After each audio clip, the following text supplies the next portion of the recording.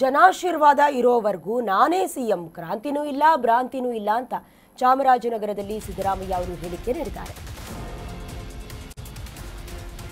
ಜನಾಶೀರ್ವಾದ ಇರುವವರೆಗೂ ನಾನೇ ಸಿಎಂ ಆಗಿರ್ತೀನಿ, ಯಾವ ಕ್ರಾಂತಿನೂ ಇಲ್ಲ ಭ್ರಾಂತಿನೂ ಇಲ್ಲ ಅಂತ ಸಿಎಂ ಸಿದ್ದರಾಮಯ್ಯ ಅವರು ಚಾಮರಾಜನಗರದಲ್ಲಿ ಹೇಳಿಕೆಯನ್ನ ನೀಡಿದ್ದಾರೆ.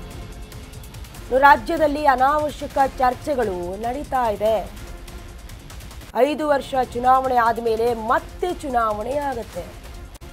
ಮುಂದಿನ ಚುನಾವಣೆ ನಡೆದು ನಾವೇ ಗೆಲ್ತೀವಿ, ನಾವೇ ಅಧಿಕಾರಕ್ಕೆ ಬರ್ತೀವಿ ಅಂತ ಹೇಳಿದ್ದಾರೆ.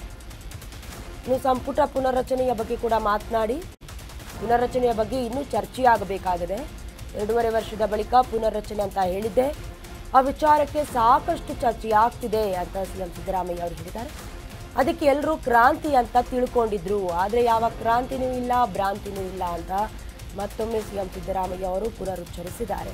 ನವೆಂಬರ್ನಲ್ಲಿ ಕ್ರಾಂತಿ ಆಗತ್ತೆ, ಸಿಎಂ ಬದಲಾವಣೆ ಆಗತ್ತೆ ಅನ್ನುವಂಥ ವಿಚಾರದ ಸಂಬಂಧ ಚಾಮರಾಜನಗರದಲ್ಲಿ ಸಿಎಂ ಸಿದ್ದರಾಮಯ್ಯ ಅವರು ಕೊಟ್ಟ ಹೇಳಿಕೆ, ಯಾವ ಕ್ರಾಂತಿನೂ ಆಗೋದಿಲ್ಲ ಭ್ರಾಂತಿನೂ ಆಗೋದಿಲ್ಲ ಅಂತ. ಈ ಹಿಂದೆ ಕೂಡ ಕ್ಯಾಬಿನೆಟ್ ಮೀಟಿಂಗ್ ಸೇರಿದಂತೆ ದೆಹಲಿಯಲ್ಲೂ ಕೂಡ ಸೇಮ್ ಇದೇ ರೀತಿಯಾದಂಥ ಹೇಳಿಕೆಯನ್ನ ಮತ್ತೊಂದು ಅರ್ಥ ಬರೋ ರೀತಿಯಲ್ಲಿ ಕೊಟ್ಟಿದ್ರು. ಅಂದರೆ 5 ವರ್ಷ ನಾನೇ ಸಿಎಂ ಆಗಿ ಮುಂದುವರಿತೀನಿ, ಯಾವುದೇ ಬದಲಾವಣೆ ಇಲ್ಲ ಅಂತ. ಸೇಮ್ ಆಸ್ ಇಟ್ ಈಸ್ ಈಗಲೂ ಅದೇ ರೀತಿಯಾದಂಥ ಹೇಳಿಕೆ ಕೊಡ್ತಾ ಇರೋದು. ಯಾವ ಕ್ರಾಂತಿನೂ ಇಲ್ಲ ಭ್ರಾಂತಿನೂ ಇಲ್ಲ, ರಾಜ್ಯದಲ್ಲಿ ಅನಾವಶ್ಯಕ ಚರ್ಚೆಗಳು ನಡೀತಾ ಇರತ್ತೆ. 5 ವರ್ಷ ಆದಮೇಲೆ ಚುನಾವಣೆ ಆಗುತ್ತೆ, ಅದಾದಮೇಲೆ ಮತ್ತೆ ನಮ್ಮ ಸರ್ಕಾರವೇ ಅಧಿಕಾರಕ್ಕೆ ಬರುತ್ತೆ.